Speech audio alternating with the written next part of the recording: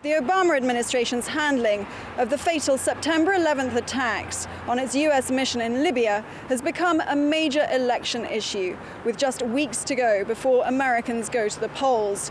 The State Department's account of what went wrong in Benghazi has still not finished unraveling. And there are two pivotal questions that still remain unanswered. Why did it take the Obama administration so long to concede that this was an act of terror? And why were its diplomats not properly protected? At a highly charged grilling on Capitol Hill, Republicans turned the heat on the US State Department, which changed its tune just hours before the hearing. There was no mob protesting an anti-Islam video outside the US compound in Benghazi prior to the attack, as was initially claimed by top administration officials.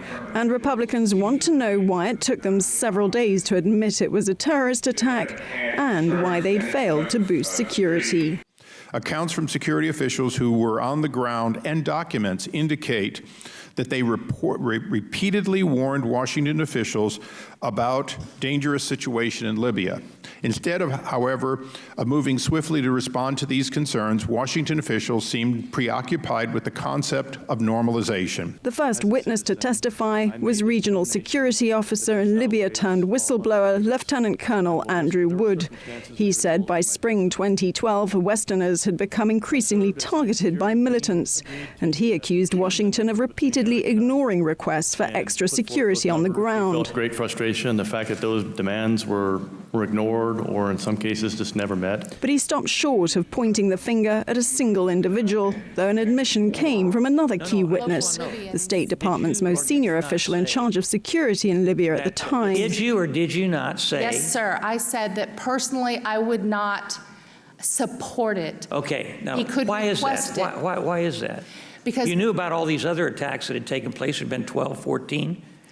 We had been training local Libyans and arming them. The Obama administration has come under mounting fire for changing its account of the Benghazi attack a day ahead of the hearing. Challenged on why top officials were still insisting 5 days after the attack that it had been part of a spontaneous anti-US protest, they were quick to defend that initial assessment. We would have said the same thing because we were drawing on the intelligence information that was then available to us. This has been, as you all know, a very much an evolving situation. Another key witness to testify was the State Department's former top security officer in Libya.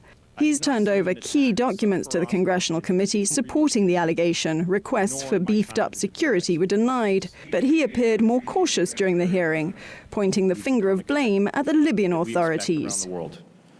We could not rely on the Libyan government for security, intelligence, and law enforcement help to identify emerging threats or to ask them for assistance in mitigating those threats.